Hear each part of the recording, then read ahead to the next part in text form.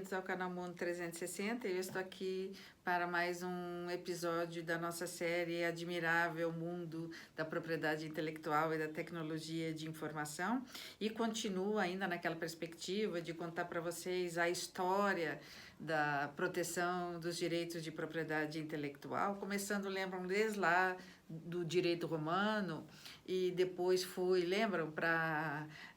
Idade Médias, na época da expansão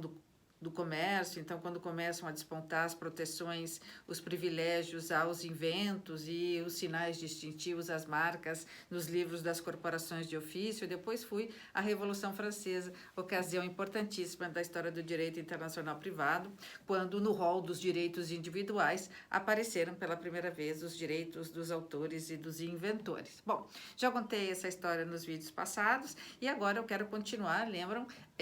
Nós vamos para o nosso episódio A História da Proteção 4, ou seja, eu parei no último episódio, no História da Proteção 3, contando para vocês como foi que a propriedade intelectual acabou penetrando o modelo econômico dos anos 70, né? Nós vimos que nos anos 70, e sabemos que nos anos 70 houve uma grande reviravolta com a crise do petróleo, e a indústria de massa, a indústria pesada, acabou cedendo lugar para a indústria da tecnologia, da inovação, enfim, da pesquisa, e aí entra a propriedade intelectual com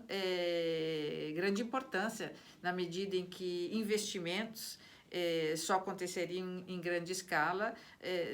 quando, ou seja, nos países onde houvesse uma efetiva proteção dos direitos intangíveis, dos direitos intelectuais, e especialmente houvesse um sistema não só de proteção, mas também de cumprimento desses direitos, ou seja, um sistema processual forte que pudesse, então, coibir a pirataria, a cópia, a usurpação, e, nas hipóteses em que elas acontecessem, punir com as medidas judiciais, administrativas e também civis e penais. Então, lembram que eu falei que a Organização Mundial da Propriedade Intelectual, esse grande filho das Nações Unidas, foi criado nos anos 70 por meio da Convenção de Estocolmo, que criou, então, essa importante organização internacional para cuidar dos bens intangíveis. E ela, a OMP, na sigla em inglês WIPO, que assumiu, portanto, a administração das convenções da União de Paris e de Berna, ou seja, assumiu o BIRP, né, as Secretarias Internacionais Reunidas para a Proteção da Propriedade Intelectual, trouxe para dentro da organização, daquilo que eu chamo um verdadeiro federalismo das organizações, porque a OMP passa a ter uma existência própria, mas ela administra uma outra entidade internacional que também tem personalidade jurídica própria, que é o BIRP, o Bureau International Réuni pour la Protection de la Propriété Intellectuelle, que passou a ser administrado também pela OMP. Então, a OMP assume a proteção da propriedade intelectual a partir das importantes convenções que já existiam, mas fundamentalmente a de Paris para a proteção da propriedade industrial e a de Berna para a proteção da propriedade literária, artística e científica, e vai passar a elaborar também tratados e convenções em outras matérias, né? No que diz respeito à proteção de dados, aos sinais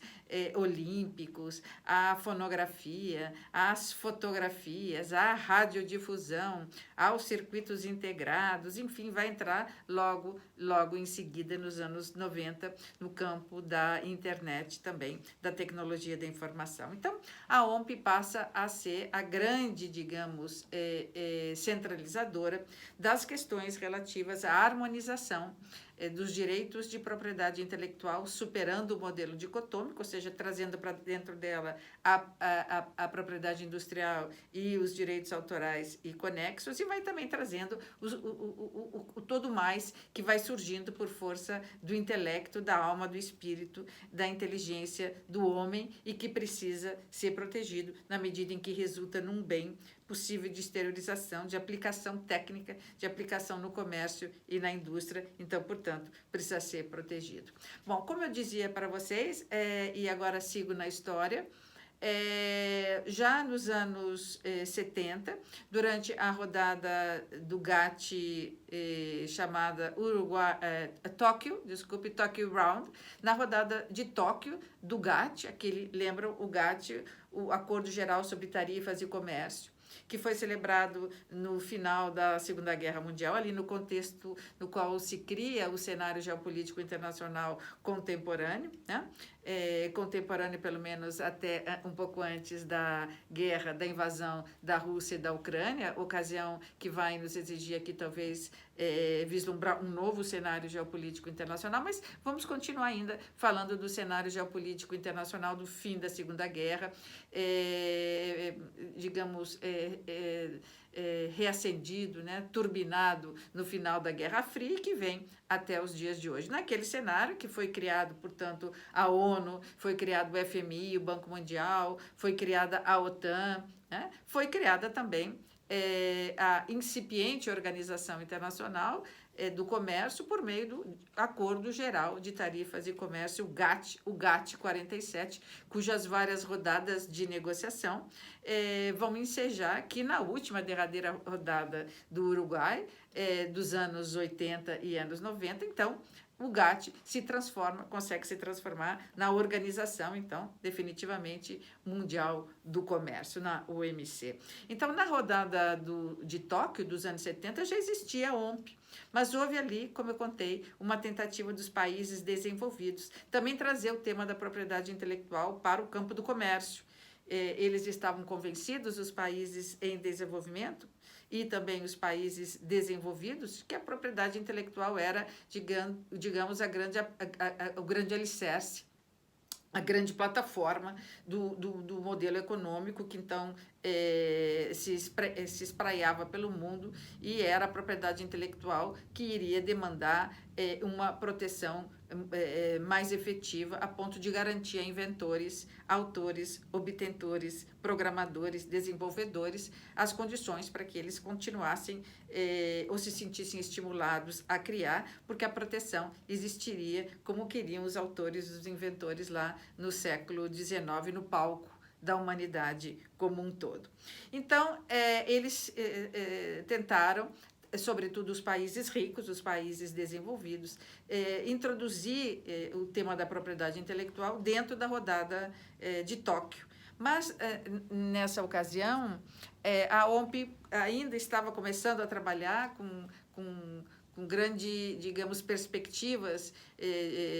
de adesão dos países membros, então o tema da propriedade intelectual acabou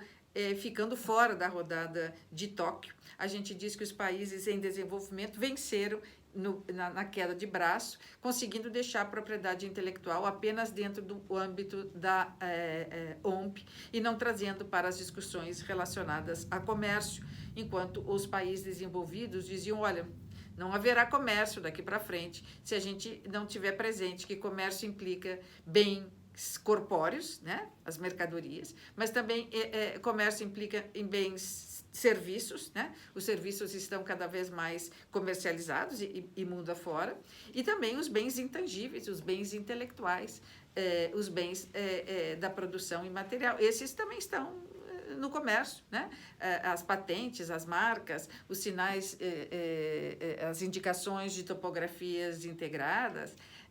enfim, as obtenções de códigos-fontes, isso tudo está também no comércio, né? O licenciamento das marcas, os licenciamentos das patentes, as cessões desses direitos, então, isso está no comércio também. Então, é preciso que o comércio, ou seja, um locus, um fórum dedicado ao comércio internacional, também trate disso. Mas os países desenvolvidos não venceram, os em desenvolvimento conseguiram deixar esse tema de fora, porque era um tema tão difícil. Vamos lembrar aí, anos 70, anos 80, poucos eram os países em desenvolvimento que previam nas suas legislações a patenteabilidade dos produtos relacionados à medicina, os fármacos, os produtos alimentícios, os produtos relacionados à agricultura, os produtos relacionados, como eu sempre digo, aos alimentos. Então, eles preferiam, os em desenvolvimento, ficar com esse nicho de não patentear esses setores e poder copiar aí mundo afora, na alegação, na afirmação de que eles eram países pobres e precisavam ter acesso ao conhecimento, acesso à tecnologia, e o patenteamento levaria a um entendimento equivocado do que seja monopólio. Vou falar sobre isso mais adiante. Bom, termina a rodada de Tóquio, né? No aí, início dos anos 80. Rodada de Tóquio não consegue transformar o GATT 47 na Organização Mundial do Comércio, e todos os países membros vão para casa até começar em 1986. Tem início a rodada do Uruguai, e na rodada do Uruguai, a que vai desembocar, né? Ela vai de 1986 a 1994. E durante esse período, a rodada do Uruguai vai acabar desembocando na grande Organização Mundial do Comércio, então naquele sonho gerado lá em 1917, quando assinado o acordo do GATT, de um dia aquele acordo se transformar numa grande organização. Então essa grande organização vai acontecer no final da rodada, ou seja, no sucesso do final da rodada do Uruguai. Na rodada do Uruguai, portanto, nós já estamos em 1986, quase início dos anos 90, propriedade intelectual já tinha impregnado o modelo de comércio, o modelo de desenvolvimento dos países, sobretudo desenvolvidos, e os em desenvolvimento sabiam disso, e, portanto, não conseguiram os países em desenvolvimento deixar o tema dos bens intangíveis fora das discussões sobre liberação do comércio mundial, assim como não conseguiram deixar os serviços, mas especialmente não conseguiram deixar a propriedade intelectual. Mas digamos, o leitmotiv, ou seja, o que não deixou mesmo o tema da propriedade intelectual ficar fora das discussões da rodada do Uruguai não foi só a realidade da importância dos bens intangíveis, dos bens intelectuais para o desenvolvimento das nações e desenvolvimento do comércio, aumento dos investimentos de um país para o outro, ou seja, não era só isso. Quando os países desenvolvidos, mas especialmente Estados Unidos e União Europeia, mas vou falar dos Estados Unidos, quando os Estados Unidos não conseguem introduzir o tema dos bens intangíveis, da propriedade intelectual para dentro do comércio, na rodada de Tóquio, os Estados Unidos modificam a sua lei de comércio interna americana.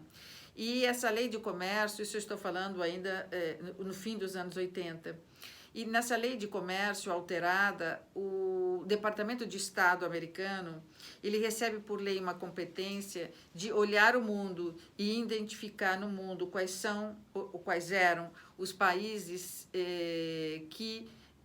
violavam a propriedade intelectual, sobretudo das empresas americanas, ou seja, não protegiam adequadamente as patentes dos americanos. E quando protegiam, não garantiam meios administrativos e judiciais, civis e penais para coibir a usurpação, a cópia, a pirataria, ou quando elas aconteciam, as indenizações não eram equitativas, não eram justas. Então,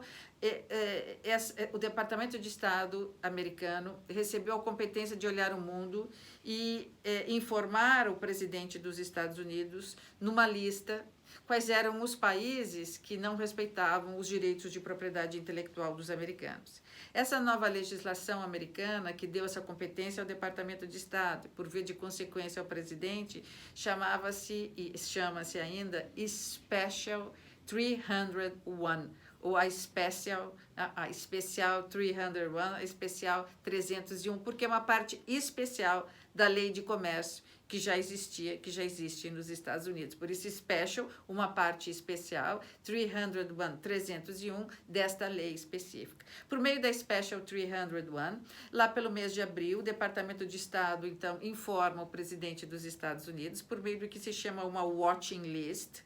quais são os países que estão numa lista vermelha e depois quais são os países que estão numa lista amarela, numa lista de atenção. Esses países que estão numa lista vermelha são aqueles grandes violadores da propriedade intelectual dos americanos e, portanto, essa lei dava competência, ou dá competência ao presidente dos Estados Unidos para retaliar os países que estavam ou que estão nessa watching list, nessa lista vermelha. Isso passou a ser, nos anos 80 e anos 90, uma grande preocupação dos países em desenvolvimento, porque eles temiam muito estar nessa lista e as retaliações que daí advinham. Então, por conta dessa Special 301, o tema da propriedade intelectual acaba inexoravelmente para dentro da rodada do Uruguai, e quando a rodada termina, nós vamos ver que a Organização Mundial do Comércio, o acordo da Organização Mundial do Comércio é composto de 3 grandes setores: o relativo a comércio de bens corpóreos, o GATT 47, que agora era GATT 97, também a parte relativa ao comércio internacional de serviços, então intitulado GATT, General Agreement on Services, e uma terceira parte, um terceiro compartimento dedicado à propriedade intelectual, cujo nome é TRIPS, Trade Related Aspects of Intellectual Property Rights. Nós, mesmo no Brasil e também em Portugal e outros países de língua portuguesa, continuamos usando a expressão TRIPS. Então, é GATT e TRIPS. E assim entra a propriedade intelectual para dentro da Organização Mundial do Comércio definitivamente. Mas o acordo TRIPS, esse anexo do acordo da OMC, ele estabelece uma relação de irmandade, de fraternidade com a OMP, dizendo, olha, nada que está em TRIPS revoga o trabalho que a OMP e o BIRP, ou os BIRPs, já fizeram. Pelo contrário, nós vamos compor aqui uma interação entre tratados, vamos compor uma casa só de tratados internacionais. A OMP continua cuidando da harmonização legislativa e nós aqui, TRIPS, OMC, vamos cuidar de toda a parte relacionada a comércio internacional. Bom, eu vou parar por aqui, porque eu acho que já contei a parte 4, já trouxe muitos dados novos, e no nosso próximo episódio eu já vou deixar a história de lado e já vou começar a contar como é que ficou a propriedade intelectual a partir de 1994 ou 1995, quando o acordo da OMC TRIPS entrou em vigor. Até lá!